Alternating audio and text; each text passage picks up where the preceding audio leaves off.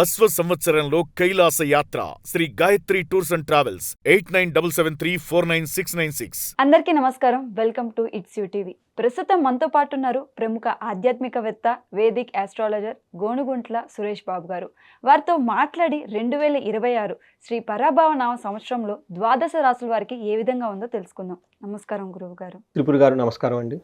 గురువుగారు, ఈ 2026 శ్రీ పరాభవ నవ సంవత్సరంలో మొదటి రాశి అయిన మేషరాశికి ఏ విధంగా ఉందో తెలుపుతారా గురువుగారు? సో త్రిపుర గారు, మనం శ్రీ పరాభావ నామ సంవత్సరంలో ఉన్నాము. ఈ మీనింగ్లో ఏంటంటే పరాభవం. ఓకే, పరా అంటే దూరంగా ఉండటం, అభావం అంటే ఇన్ఫీరియారిటీ కాంప్లెక్స్, భయపడుతూ ఉండటంలో ఉంటుంది కదా, ఈ సిచ్యువేషన్ అనుకోవాలి. శ్రీ పరాభావ నామ సంవత్సరం అంటే మనకి పిరికితనానికి దూరంగా ఉండాలి, ఇన్సెక్యూరిటీ ఫీలింగ్కి దూరంగా ఉండాలి అని చెప్పుకోవాలి. ఫస్ట్ ఏంటంటే, అసలు ఎవరు మనం ఎందుకు భయపడుతూ ఉంటాం చెప్పండి? మనం భయపడకుండా భయానికి దూరంగా ఉండాలి. ఎందుకు ఫస్ట్ భయపడతామంటే, ఎప్పుడైతే మనం అధర్మబద్ధంగా ఏదైనా పని చేసినప్పుడు, సమాజానికి వ్యతిరేకంగా ఏదైనా పని చేసినప్పుడు, చేయకూడని పనులు చేసినప్పుడు లోన బాధపడుతూ దూరంగా ఉంటూ ఉంటాం అనమాట. అయితే శ్రీ పరాభావనామ సంవత్సరంలో అలా ఎవరైనా కనుక తెలిసి కానీ తెలియక కానీ ఏదైనా కనుక ఎగనెస్ట్ ధర్మానికి వ్యతిరేకంగా కనుక వెళ్ళుంటే వాళ్ళకి ఎక్స్పోజ్ అయిపోతాయి స్కాములు లాంటివి. వాళ్ళు ఏమైనా తప్పులు చేసినా, రాజకీయ నాయకులు ఉన్నా, మేనేజర్ లెవెల్ పొజిషన్లో ఉన్నా, సి లెవెల్ పొజిషన్లో ఉన్నా, ఇలాంటి వాళ్ళు లేదంటే తెలిసి ఇంటెన్షనల్గా వాళ్ళు పబ్లిక్ ఒక రకంగా ఉండి లోన ఇంకొకటి చేస్తూ, వాళ్ళ స్టాఫ్తో ఒక రకంగా ఉండి లోన ఇంకొక విధంగా ఉంటే ఏదైనా గిల్టీ పనులు చేస్తే అవన్నీ బయటపడిపోతూ ఉంటాయి. అప్పుడేమవుతుంది? పరాభవం ఎదురవుతుంది అని చెప్తారు. అంటే ప్రతి ఒక్కరికి పరాభవం అవ్వదు. ఎవరైతే అధర్మబద్ధంగా తెలిసి తెలవక ఉంటామో ఆ యొక్క తప్పులకి మనకు బయటకు కనిపించేస్తుంటుంది. ఎప్పుడైతే మనం జ్ఞానాన్ని తెలుసుకుంటామో సన్మార్గంలో వెళ్తాము. ఎప్పుడైతే మనకు తెలవకుండా రాంగ్ ట్రాక్లో వెళ్ళిపోయిన రిజల్ట్ రాదనమాట. సో శ్రీ పరాభావనామ సంవత్సరం అది ధర్మబద్ధంగా ఉండే వాళ్ళకి, హార్డ్ వర్క్ చేసే వాళ్ళకి అద్భుతమైనది. తెలిసి తెలక తప్పులు చేసే వాళ్ళకి, అలాంటి వాళ్ళకి ఇది వాళ్ళ యొక్క పతనాన్ని చూస్తూ ఉంటుంది, అపజయం వస్తుందని చెప్తూ ఉంటారు. సో ఈ పరాభావనామ సంవత్సరంలో 12 రాసులకు ఎలా ఉందో మనం చూద్దాం. ముందుగా ఓం గం గణపతియే నమః. స్వర్ణలక్ష్మి నమస్తే అస్తు. పరబ్రహ్మ స్వరూపిణి రాజ్యం దేహి ధనం దేహి సర్వకామాంచ దేహి మే. శ్రీ స్వర్ణలక్ష్మి అమ్మవారు ప్రతి ఒక్కళ్ళకి ఐశ్వర్యాన్ని, భోగాన్ని, సంతోషాన్ని శ్రీ పరాభనామ సంవత్సరంలో ఇవ్వాలి.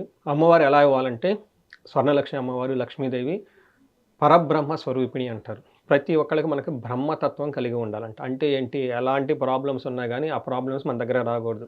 మనం ఎప్పుడు నవ్వుతూ హ్యాపీగా 10 మందిలో దూసుకొని పోయే ఒక తత్వం, నిరంతరం సంతోషంగా ఉండే ఒక భావం కలగాలంటే అదే పరబ్రహ్మ స్వరూపం అంటారు, పరబ్రహ్మ తత్వం అంటారు.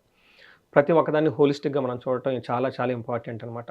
అలా మనం ఒక్కళ్ళకి మైండ్ అమ్మవారు మనకి ఇవ్వాలని, ఇమ్మీడియట్గా మనకి రాజ్యం దేహి, ప్రతి ఒక్కళ్ళకి మంచి పొజిషన్లో ఉండాలి, మిడ్ లెవెల్ పొజిషన్లో ఉండాలి, సీనియర్ లెవెల్ పొజిషన్లో, vice president, director, C level పొజిషన్లు చేయాలి ప్రతి ఒక్కళ్ళు. ఇండియాలో పుట్టిన ప్రతి ఒక్కళ్ళకి సహజంగా నాయకత్వ లక్షణాలు ఉంటాయండి. తర్వాత వాళ్ళ మాటకి ఎంతో గౌరవం ఉండాలి, 10 మంది వాళ్ళని ఫాలో అవుతూ ఉండాలి. రాజ్యం దేహి, ధనం దేహి, విపరీతమైన ధనం ఉండాలి వాళ్ళందరికీ. ఎక్కడ ఉండాలి? ఇంట్లో ధనం ఉండాలి, ఆఫీస్లో ధనం ఉండాలి, పర్సులో ధనం ఉండాలి, బ్యాగ్లో ధనం ఉండాలి, ఎక్కడికి వెళ్తే అక్కడ ధనం ఉండాలండి వాళ్ళకి. సర్వకామాంచ సిద్ధి, ప్రతి ఒక్కళ్ళకి వాళ్ళకున్న కోరిక ఆన్ ది స్పాట్లో నెరవేరాలి. ఎప్పుడో కాదు, ఈ కొంతకాలం కష్టపడి కొంతకాలం ముసలి తర్వాత కాదు, కొన్ని వేల జపాలు చేసిన తర్వాత కాదు, ఆన్ ది మూమెంట్లో వాళ్ళు అనుకున్నది పని జరిగిపోవాలన్నమాట. అలాంటి గొప్ప శక్తి స్వర్ణలక్ష్మి అమ్మవారు ఈ మేషరాశిలో జన్మించిన ప్రతి ఒక్కరికి ఇవ్వాలని చెప్పేసి మనం కోరుకుందాము.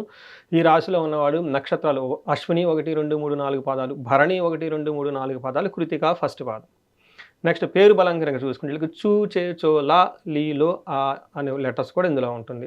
ఇందులో మనం ఆదాయం ఎంత, వ్యయం ఎంత, రాజ్యపూజ్యం ఎంత, అవమానం ఎంత మనం చూద్దాం.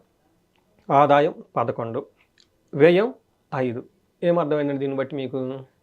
ఆదాయం 11 ఉంది, వ్యయం 5 అంటే ఏమని చూపిస్తుంది మీకు? అంటే సంపాదన 11 ఉంటే ఖర్చు 5 ఉంటుందండి. అంతే, కరెక్ట్, బాగా అర్థం చేసుకున్నారు. అంటే ఈ ప్రకారం చూసుకుంటే వీళ్ళకి ఆదాయం చాలా విపరీతంగా వచ్చే అవకాశం ఎక్కువ ఉంటుంది. రెండోది రాజ్యపూజ్యం 2, అవమానం 4. ఇది కొంచెం జాగ్రత్తగా గుర్తుపెట్టుకోవాలి. వీళ్ళకి ధనం అయితే విపరీతంగా ఉంటుంది, కానీ వీళ్ళ చుట్టూ గౌరవించే వాళ్ళు కొద్ది మందే ఉంటారు, అవమానించే వాళ్ళు ఎక్కువ ఉంటారు. ఈ విషయం చాలా జాగ్రత్తగా పెట్టుకోవాలి. అవమానించే వాళ్ళు చాలా ఎక్కువగా ఉంటారు, నమ్మించి మోసం చేసేవాళ్ళు ఎక్కువగా ఉంటారు ఈ రాశి వాళ్ళని. ఈ ఒక్క విషయమే తప్ప మిగతా అన్ని విషయాలు వీళ్ళకి చాలా చక్కగా ఉంటుందని గుర్తుపెట్టుకోవాలి.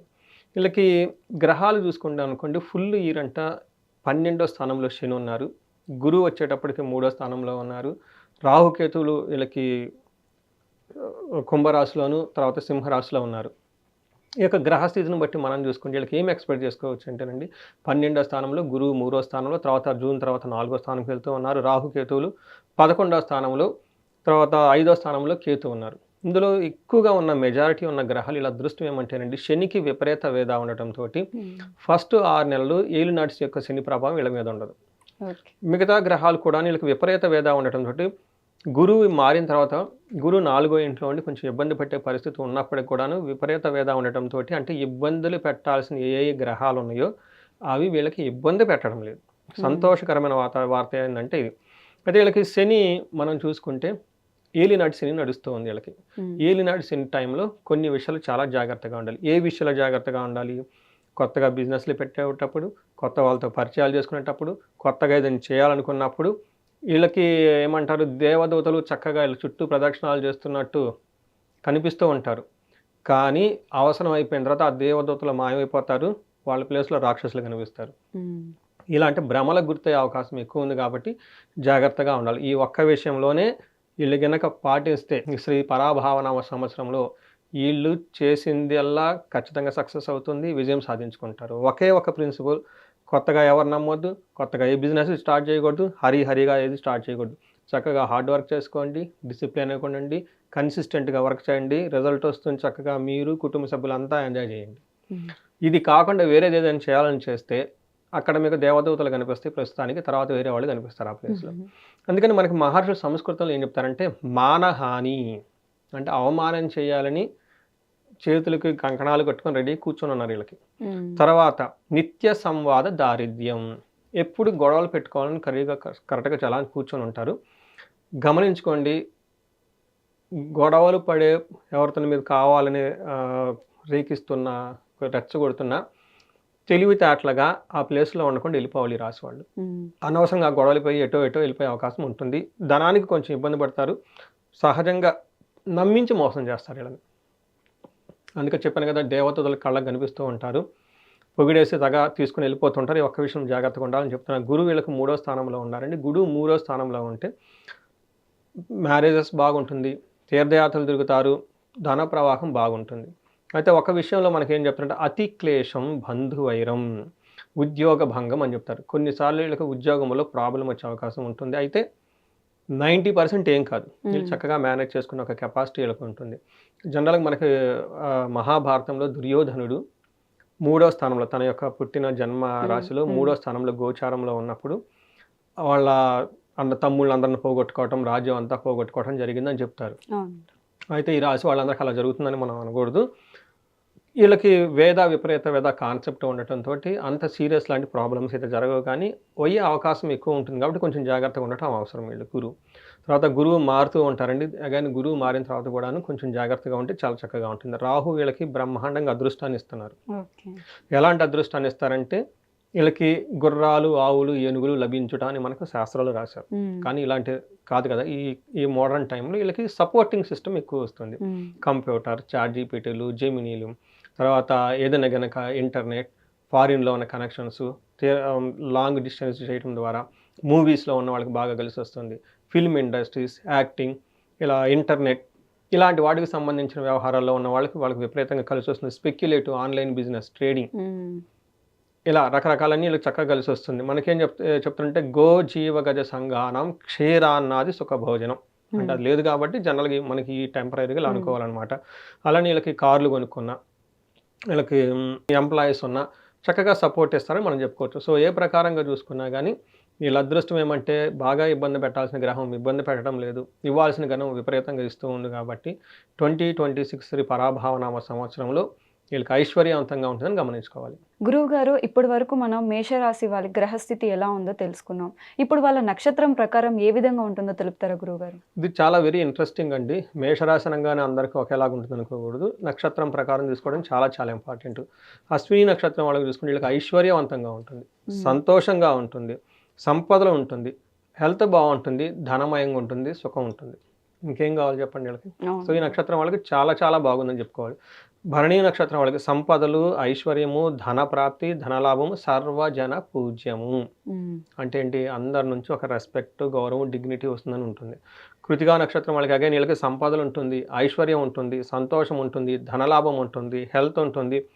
అగైన్ సర్వజన పూజ్యము, అందరి నుంచి బాగా రెస్పెక్ట్ వచ్చే అవకాశం కూడా ఎక్కువగా ఉంటుంది. అంటే ఈ నక్షత్రం ప్రకారం చూసుకున్నా కానీ వీళ్ళకి చాలా బాగుంది, గ్రహస్థితి ప్రకారం కూడా చాలా బాగుంది, కాబట్టి వీళ్ళు అంత చక్కగా ఉంటారని మనం తెలుసుకోవచ్చు. గురువు గారు, వాళ్ళకి అడ్డం వచ్చే ఆటంకాల నుంచి బయటపడాలంటే ఎటువంటి పరిహారాలు పాటించాలి గురువు గారు? ఇది చాలా ఇంపార్టెంట్ అండి. ఒకటి, ఇది గోచార రిపోర్ట్, అంటే ఇది ఒక 40-30% మాత్రమే ఎఫెక్ట్ అవుతుంది ఓవరాల్గా. బట్ కోరు మిగతాది వచ్చేటప్పుడు వాళ్ళకి ఇండివిజువల్ జాతకం మీద ఆధారపడి ఉంటుంది. వాళ్ళ యొక్క దశాభుక్తి చూసుకోవాలి, అవి అనుకూలంగా ఉన్నాయా ప్రతికూలంగా ఉన్నాయా తెలుసుకోవడం చాలా ఇంపార్టెంట్. మీరు అడిగిన విధంగా చూసుకుంటే వీళ్ళకి ఏలినాటి శని యొక్క ప్రభావంతో ఉండటంతో శని పిప్పలాద స్తోత్రం చదువుకోవాలి, శనికి సంపూర్ణ తైలాభిషేకం చేసుకోవటం నేర్చుకోవాలి, తర్వాత హనుమాన్ చాలీసా ఎక్కువగా చదువుకోవటం, సేవ ఎక్కువ చేస్తూ ఉంటే బాగుంటుంది. అలానే గురువుకి సంబంధించి కూడా యోగా, మెడిటేషన్ కొంచెం డిసిప్లిన్గా ఉంటే చాలా బాగుంటుందని తెలుసుకోవచ్చు. ఇవి కాకుండా వాళ్ళ ఇండివిజువల్గా జాతకం చూపించుకోవడం చాలా ఇంపార్టెంట్.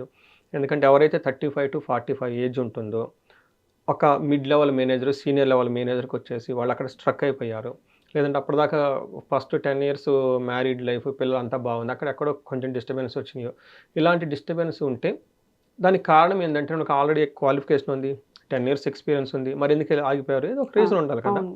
మనకి సైన్స్ ఏం చెప్తుంది, experience person can do more కదా, బట్ ఎందుకు ఆగారు? దెర్ ఇస్ సంథింగ్ మనకు అర్థం కానీ కొన్ని ఉంటుందన్నమాట, నిగూఢం అంటారు, వెరీ సూక్ష్మంగా ఉంటాయి అవి. అందుకనే జ్యోతిష శాస్త్రం వచ్చింది.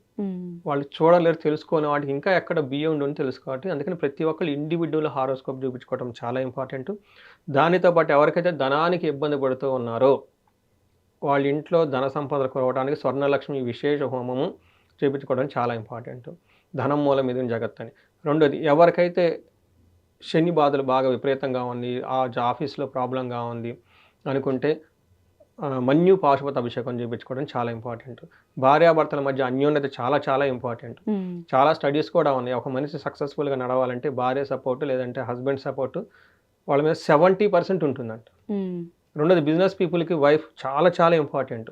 ఎందుకంటే wife is nothing but a partner. బిజినెస్లు చేయాలంటే పార్ట్నర్స్ ఉండాలి కదా. ఇలా అన్యోన్య దాంపత్య పాశుపత అభిషేకం భార్యాభర్తల గురించి. ఇంకా ఏదైనా వాళ్ళకి ఇండివిజువల్గా కనుక వాళ్ళకున్న సమస్యను ఒకసారి తెలుసుకొని ఆగిపోయినట్లు అనిపిస్తే కన్సల్టేషన్ తీసుకొని దానికి అనుగుణంగా పరిహారాలు చేసుకుంటే చక్కగా ఉంటుంది. మనకి శాస్త్రం చెప్తుందంటే ఒక్కసారి మీ సమస్య కరెక్ట్గా తెలుసుకుంటే, దానికి ఇంటెన్సిటీ తెలుసుకుంటే, పరిహారాలు చక్కగా చేసుకుంటే ఇమ్మీడియట్లుగా దోషాలపై లైఫ్ అనేది ప్రోగ్రెస్ ముందుకెళ్ళిపోతుందని మనకు శాస్త్రాలు వివరించారు. కాబట్టి ఈ రాశి వాళ్ళు ఫస్ట్ చక్కగా హ్యాపీగా ఉండాలి. ఇన్ కేస్ ఎవరైనా కనుక మనకి స్టాగ్నేటెడ్గా ఉన్నాము, ఆగిపోయాము అనుకుంటే, లేదంటే అనుకున్న విధంగా లేదు అనుకుంటే ఒకసారి కన్సల్టేషన్ తీసుకుంటే మనకి చూసి చెప్పడానికి చాలా బాగుంటుంది. చాలా చక్కగా వివరించారు గురువు గారు. నక్షత్రం ప్రకారంగా కానీ లేకపోతే వాళ్ళ యొక్క గ్రహస్థితి ప్రకారం కానీ ఎటువంటి పరిహారాలు పాటించాలని చాలా చక్కగా ధన్యవాదాలు గురువు గారు. ధన్యవాదాలమ్మా.